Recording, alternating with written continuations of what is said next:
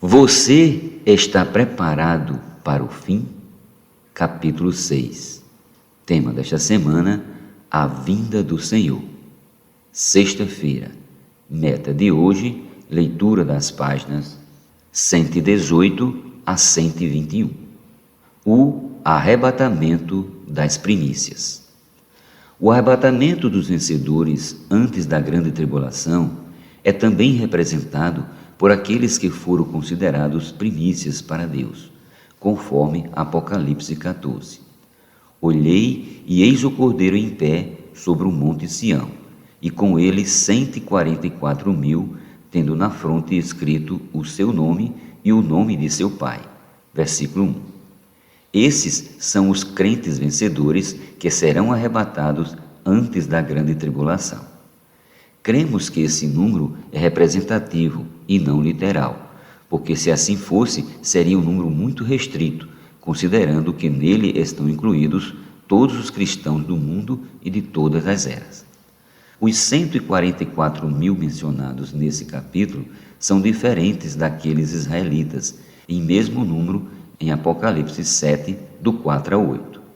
Aqueles representam os judeus que estarão na terra durante a grande tribulação e serão selados por Deus para que sejam guardados durante seu julgamento sobre a terra e seus habitantes.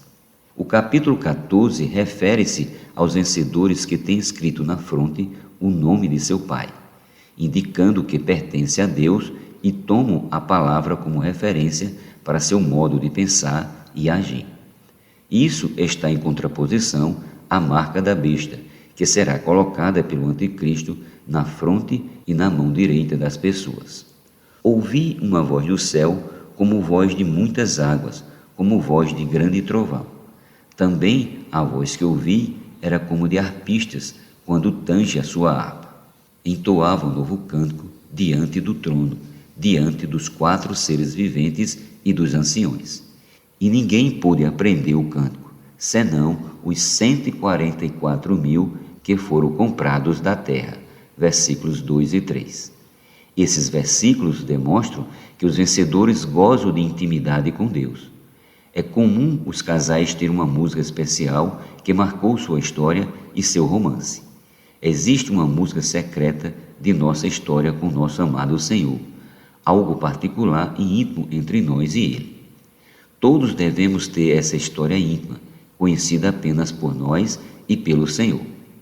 Outra característica dos vencedores, descrita nesse capítulo, é que eles não se macularam com mulheres porque são castros. Versículo 4. Isso também não é literal. O significado espiritual é que o mundo visa tirar nossa virgindade com as suas tentações. Queremos nos manter virgens para nosso noivo e nos guardar para o dia do casamento com o nosso Senhor Jesus. São eles os seguidores do Cordeiro por onde quer que vá. Versículo 4, parte B. Essa característica é muitíssimo importante. Os vencedores seguem o Cordeiro independentemente de onde ele vá. É possível que o Cordeiro tenha levado você para alguns lugares e permitido que você tivesse experiências que não lhe agradaram. Isso é algo que precisamos considerar. Só seguimos o Cordeiro por lugares bons? O salmista falou: ainda que eu ande pelo vale da sombra da morte, não temerei mal nenhum, porque tu estás comigo. Salmo 23, 4. Se o Cordeiro estiver passando pelo vale da sombra da morte, quero segui-lo para chegar ao outro lado. Toda manhã, quando sair de casa ao começar seu trabalho, você precisa dizer: Senhor, eu não sei para onde o Senhor vai me conduzir hoje, mas quero ser fiel a Ti e seguir-te. Não me deixes desviar nem para a direita, nem para a esquerda. Por fim, esses vencedores são os que foram redimidos dentre os homens, primícias para Deus e para o Cordeiro, e não se achou mentira na sua boca. Não tem mácula. Apocalipse 14, 4c ao 5. A palavra redimido significa comprado e tem a conotação de arrebatamento. Essas pessoas estavam na terra e seguiam o Senhor por onde quer que ele fosse. Elas tinham intimidade com o Senhor e por isso ele as redimiu as arrebatou da terra. Os vencedores eram primícias para Deus e para o Cordeiro. A palavra primícias denota desfrute. Quando minha filha Joana partiu para o Senhor no ano 2000, uma das palavras de consolo que recebemos de alguns irmãos e algumas irmãs foi que Deus a levou para o seu próprio desfrute. Minha cunhada nos disse que Deus entrou em seu jardim e arrancou a flor mais bonita para colocar como enfeite onde ele está. Sem dúvida, isso nos consola. Os primeiros frutos a amadurecer em uma lavoura ou pomar vão para a mesa do dono. Todo o restante é levado para ser comercializado. Os vencedores mencionados nesse capítulo são os primeiros a amadurecer na lavoura de Deus. 1 Coríntios 3:9. No Antigo Testamento, sempre se ofertavam as primícias para o desfrute de Deus. Na era da Igreja, não é diferente. As primícias são sempre para o Senhor. Isso mostra algo importante quanto à nossa percepção e atitude. O arrebatamento dos vencedores antes da grande tribulação não é só para nós. Somos muito egoístas, centrados em nós mesmos. Muitos pensam em ser arrebatados apenas para seu próprio benefício, simplesmente para escapar da grande tribulação. No entanto, devemos pedir ao Senhor: Senhor, prepara-me para o arrebatamento, não só para o meu desfrute, mas para que tu possas desfrutar de mim. Deus nos ama e deseja desfrutar a nossa presença. Querido leitor, o Senhor ama a sua presença. Você ama a presença de Deus? Gosta de estar com Ele? Sinto que Deus tem ciúme dos smartphones em nossos dias, pois os cristãos gastam mais tempo com eles do que com a Bíblia. Ser primícias na vinda do Senhor é para os que têm intimidade com Ele. O Evangelho Eterno.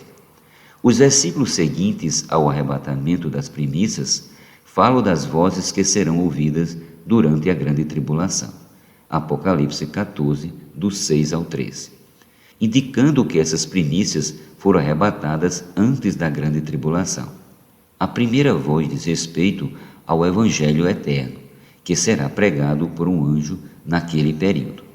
Vi outro anjo voando pelo meio do céu, tendo um Evangelho Eterno para pregar aos que se assentam sobre a terra e a cada nação e tribo, e língua e povo, dizendo em grande voz: Temei a Deus e dai-lhe glória, pois é chegada a hora de seu juízo, e adorai aquele que fez o céu e a terra e o mar, e as fontes das águas. Versículos 6 e 7. Durante a grande tribulação, já não será pregado o evangelho da graça de Cristo para a salvação das pessoas. Esse evangelho é pregado hoje na era da graça, mas durante a grande tribulação, um anjo vai pregar o evangelho eterno a todos que estiverem na terra, de cada nação, tribo e língua, para que adore o Deus verdadeiro e não a besta. Naquele tempo, a humanidade adorará o anticristo e sua imagem, que estará no templo em Jerusalém. Por isso, é necessário que esse evangelho eterno seja ouvido na terra. Isso mostra que naquele período as primícias já estarão no trono de Deus.